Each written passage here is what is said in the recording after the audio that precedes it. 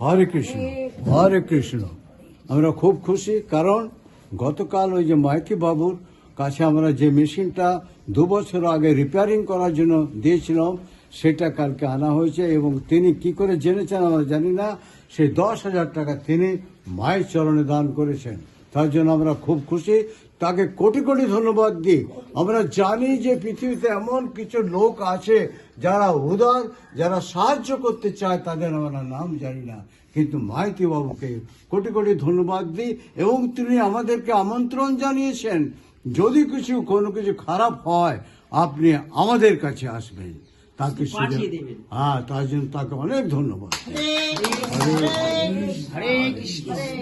Pump মতন খারাপ হয়ে গেছে, শিয়ারাইজ পাম্প, সেই পাম্প কাটাতে দেওয়া হয় দমদমে, দমদম 22 নম্বর প্রফুল্লনগর। আমি সেই দাদার নাম জানি না, দাদা বলবো না, খুব অল্প বয়স সেই দোকানদার। তিনি ভক্ত। কারণ আমরা সচরাচর জেনে থাকি যে তিলক মালা শিখা থাকলেই ভক্ত আমরা বাহ্যিক দিকে বুঝতে পারি, কিন্তু আমাদের ভারতবর্ষ যে সনাতনীদের ভারতবর্ষ, এই সনাতনীদের ভারতবর্ষের অগণিত ভক্ত আছে যারা বাহ্যিক দিকের প্রকাশ দেয় না। যেমন এই Maiti motors pump house, Dumdum Prafullanagar 22 number. এই দোকানদারের এখনো নাম জানি না। ইনি একেবারে বিরলতম ভক্ত। কারণ ভক্ত না হলে ভগবান যেমন আমাদের অন্তরের কথা জানেন, ঠিক তদ্রূপ ভগবানের চরণাশ্রিত কোনো ভক্ত হলে সেও কিন্তু মানুষের অন্তরের বা মনের ভাব জানতে পারে। কারণ 2 বছর আগে যে মোটর পাম্প খারাপ হয়ে গেছিল, সেই পাম্পটা খারাপ হয়ে যাওয়ায় দোকানে সারাতে দেওয়া হয়। সেই রিপেয়ারিং খরচা তার দোকানের যারা কর্মরত থাকেন তারা বলেছিলেন 10,000 টাকা খরচা হবে। 10,000 টাকা রীতাদাসীর আশ্রমে জোগাড় করা অতি কষ্টকর, কারণ 2 বছর হয়ে গেল সেটা তিনি আনতে পারেননি।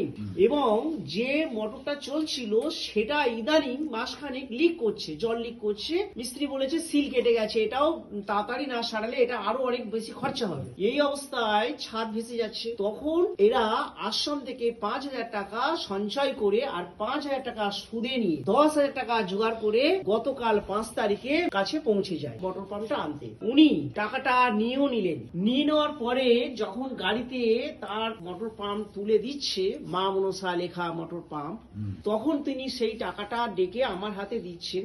আমি ভাবলাম 500,000 আশ্রমে সেবা দিচ্ছি, কিন্তু টাকাটা যখন মোটা টাকা দেখলাম এবং বুঝে গেলাম এটা আমারই দেওয়া টাকা, আমি এরকম ভাবেই মোটা টাকা দিয়েছিলাম 10,000 টাকা, তখন আমি বললাম এটা তো আমি দিলাম। তিনি বললেন এটা আমি আশ্রমে দিচ্ছি আশ্রমবাসীর জন্য। তখন আমি ভাবলাম যে সত্যি যে সনাতনী ভক্ত অগণিত এমন গুপ্ত ভক্ত আছে, প্রচুর আছে, প্রচুর। আমরা হয়তো সন্ধান পাই না, রাধারানীর কৃপা হয় না। আজকে রাধারানীর কৃপায় আমরা দমদম নিবাসী এই প্রফুল্লনগর 22 নম্বরের এই ভক্তকে পেলাম, যার নাম এখনো জানি না। তিনি একদম বিরলতম ভক্ত। তাই আশ্রমের পক্ষ থেকে তোমরা রাধারানীর কাছে প্রার্থনা করো, জয় জয়কার হোক, রাধারানীর কৃপা পাক এবং কৃষ্ণ চরণে মতি গতি তার আছে, এইভাবেই যেন তার উত্তরা পুরুষদের থাকে। তার আছে বলেই তো তিনি জানতে পারলেন, এই টাকাটা ফেরত দিলেন। আমরা তো আশ্রমের এই দুরবস্থার কথা তাকে জানাইনি, কারণ তার কাছে তো আমরা জানাইনি যে আমাদের আশ্রমের দুরবস্থার কথা, যে আমরা কষ্টে আছি, টাকাটা জোগাড় হচ্ছে না, এগুলো কিছুই জানানো হয়নি। তিনি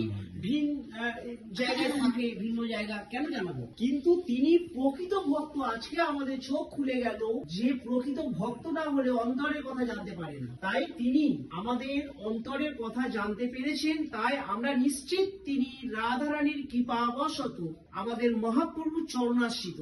সঙ্গে সঙ্গে আমাদের হাতে যে টাকাটা তুলে দিলেন, আমরা ভীষণ ভীষণ খুশি আশ্রমবাসীর পক্ষ থেকে। কারণ সুদে নেওয়া টাকা আমরা আজকেই পরিশোধ করে এসেছি এবং তিনি একদিনের জন্য বলে, এক রাতের জন্য বলে কোনো সুদ নেননি।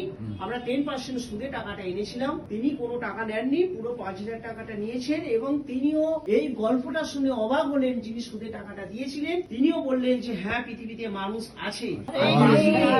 5,000 টাকায় আজকে আশ্রমের চাল, সোয়াবিন, তেল, নিত্য প্রয়োজনীয় জিনিস আনা হবে।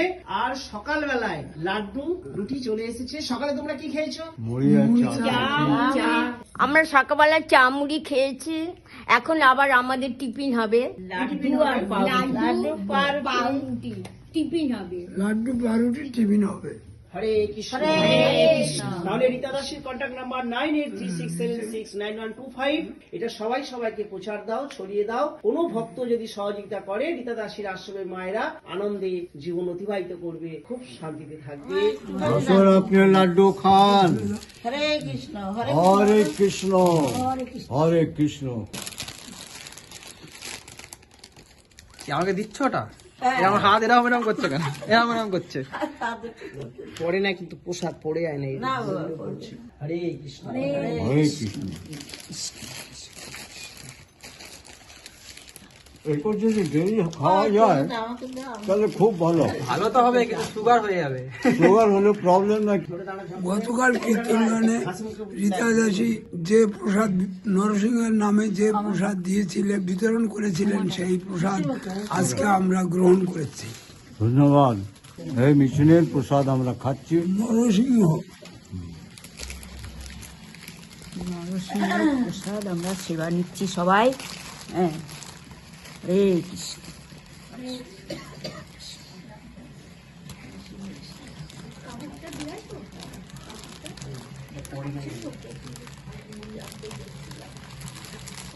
চারটে করে দুটো করে লাড্ডু।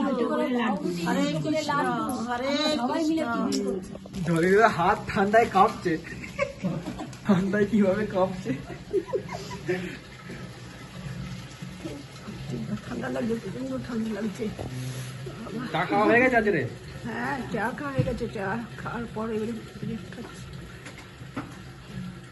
সকালবেলা চা খাওয়া হয়ে গেছে, এখন ব্রেড আর তবে এত ঠান্ডা লাগছে, কিছু বলতেও পারছি না।